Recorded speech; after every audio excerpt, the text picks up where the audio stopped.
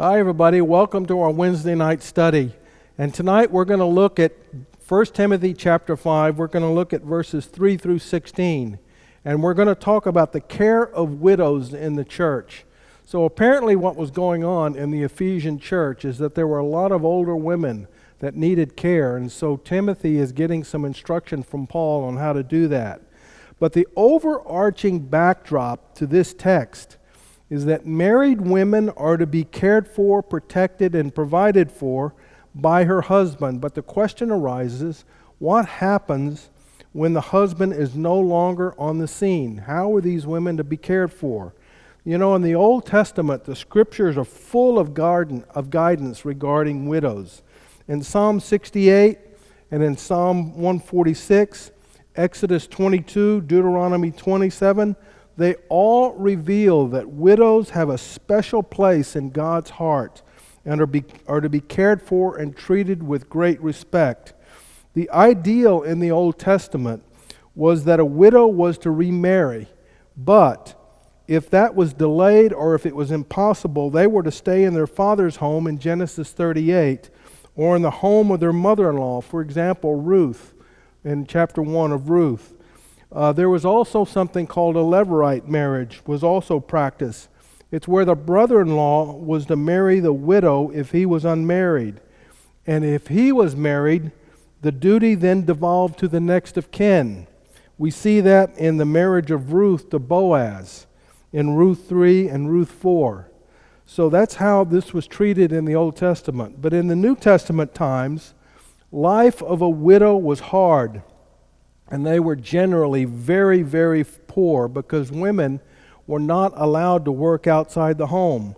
And the practice of the local synagogue was to collect goods and money on a Friday morning and then distribute it to the widows on Friday afternoon. And we see the early church, they continued that practice. We see that happening in Acts 9. And James defines true religion as visiting orphans and widows in their distress in James chapter 1. So again, in the New Testament, widows are to be cared for. Now, Paul gives 5 key lessons to caring for widows in the text that we're going to look at tonight. In verse 3, we're going to notice that the church has an obligation to care for widows. And then in verses 4 through 8, the church has to evaluate the need of widows. In verses 9 and 10, high standards are to be maintained for widows who serve in the church. And then in verses 11 through 15, young widows are instructed to remarry. And then in verse 16, capable women in the church are to try to take care and to support widows. So let's listen to what Paul has to say to the church. He says this, "Honor widows who are truly widows. But if a widow has children or grandchildren, let them first learn to show godliness to their own household and to make some return to their parents, for this is pleasing in the sight of God. She who is truly a widow, left all alone, has set her hope on God and continues in supplications and prayer night and day. But she who is self-indulgent is dead, even while she lives.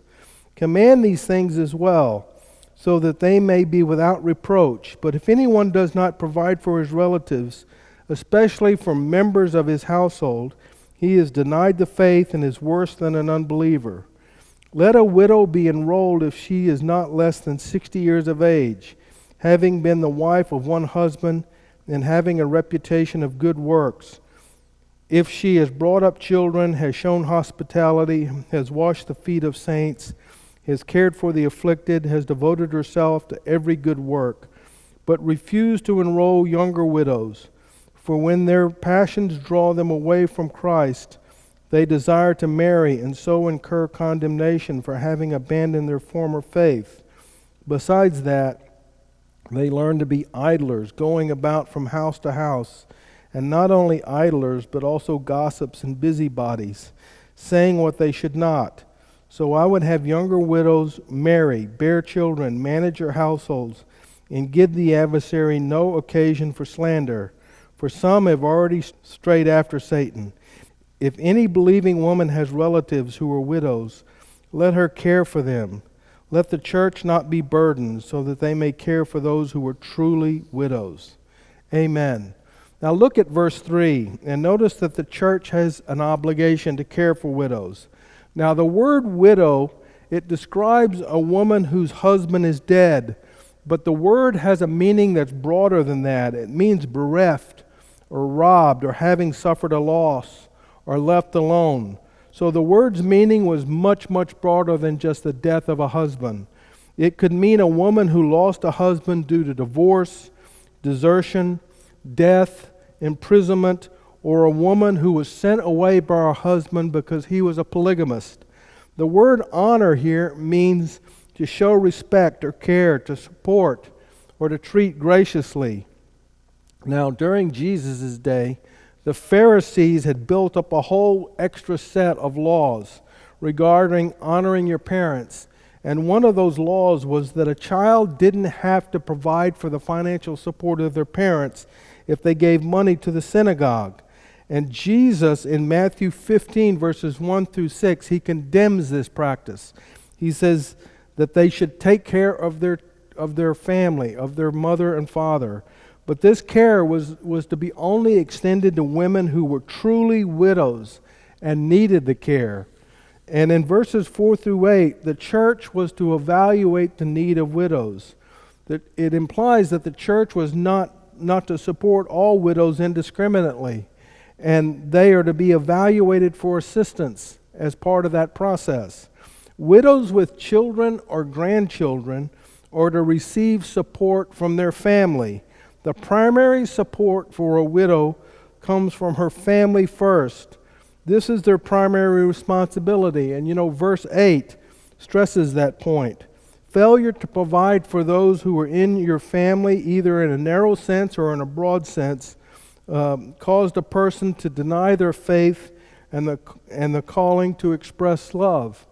And then it also causes them to be worse than an unbeliever, because even pagans, they understood that this was to be the responsibility of a child or a grandchild. If you go and read some of the old Greek philosophers, they talked about this a lot, for example. And let me remind you of Jesus telling John that he now has responsibility for his mother as he's dying on the cross. This was exactly what Jesus was doing in John 19, verses 26 and 27. And remember, this support by a family is not only a mark of piety, but it was a mark of obedience to honor parents. Children owe a debt to their parents, for their parents cared for the child in younger years. So it's a reciprocating thing that's to occur.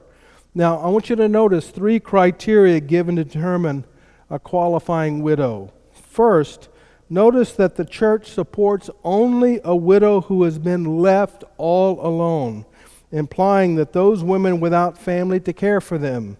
The Greek word used here indicates that this is a permanent condition, not a temporary situation.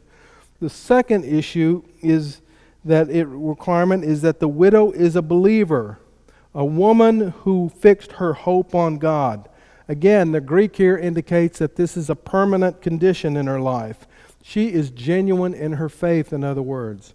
And then third, she is a godly woman, one who continues in supplications and prayers night and day, but she who is self-indulgent is dead even while she lives.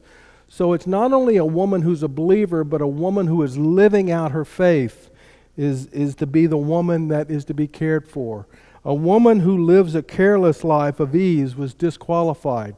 So in the church, a woman who was left all alone, a believing woman, and a woman who lived out her faith were the requirements to be considered a widow and available for support. Now look at verses 9 and 10. This now switches a whole new discussion for Paul. Verse 9 begins an whole new discussion on this situation. And he sets high standards for widows to be maintained as they serve in the church. In the early church, there were groups of widows who served in some official recognized capacity. This is the list that Paul is referring to here. This is not a list of women who were eligible for support as widows. And so verse 9 brings this thought forward. This list was not for widows eligible for support, but for those who went on the list of service. Their requirement to be on the list of service included this: they must be at least 60 years of age. I want you to notice that there was no age requirement was given for widows who were eligible for support. This was the age at which people began to focus on the importance of their life and the end of their life. So this is a time when older women really become wise stewards of younger women. And it says that she must be the wife of one man. It literally means one man woman, meaning a woman who was devoted to her husband. It speaks of purity of action and attitude, not her marital status. And then verse 9 also says that she must have a reputation of good works. And there were 5 characteristics given of these good works. One, she was a woman who brought up children, or literally she nourished children. She must also show hospitality to strangers, like Phoebe in Romans 16, verse 2. She must be one who washed the feet of the saints, meaning that she was a humble servant to the church. And she must assist people under all forms of pressure, regardless of the type of pressure. It could be emotional, physical, financial, relational. She is to be a woman who was characterized by that. And then she devotes herself to good works. The word here is a strong verb. It means a woman who actively pursued good works. So those are stout characteristics of a woman who was qualified to serve in the church. And then in verses 11 through 15, he talks about younger widows, that they should be remarried. In verses 9 and 10, it lays out those requirements for older women to serve in the church. But verses 11 through 15 stipulate that younger widows, they should get remarried. Young women were not to be put on the list to serve for 2 primary reasons. First, their devotion to the church would be divided when they decided they wanted to get remarried. And Paul was concerned that these young women would not be able to keep their commitment to serve while they met a man and they wanted to get remarried. The word here that was used to describe an ox trying to break loose of its yoke. So he's saying these young women will try to break loose of their commitment to serve in the church. And this getting remarried would break her pledge to Christ and the church. And then second, they might learn to be to be idols or gossips or busybodies. Literally, the word here is sticking their nose in places where they don't belong, in other people's business. Paul is saying that these young women should remarry, they should have children, and they should manage their home well, giving Satan no cause for trouble and to bring that comes upon her or the church. And then verse 16 talks about capable women of the church are to support widows.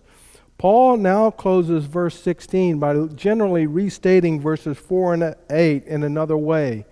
He says, widows who do not have a family are to be supported by other women in the church, so the church is not burdened with the responsibility. So women are to be taking care of these women as part of their role in the church. So here are 3 questions for us tonight.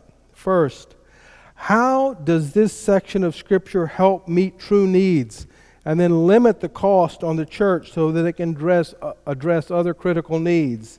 And then number 2, what do you think of the practice of evaluation? Why is this so wise for the church to do? And then number 3, how can you help an older woman in the church? And how can older women help younger women in the church? It's a critical issue in our day and time because it's just like ages past. We need to help each other as we continue in our walk with Christ. So I thank you for being with us tonight, and I hope to see you Saturday night. We meet at 6:30 p.m. at Victory Life Church, located at 155 Northwest 112th Avenue in Plantation, Florida. We would love to have you with us, and I hope you have a great week. See you soon. Thanks.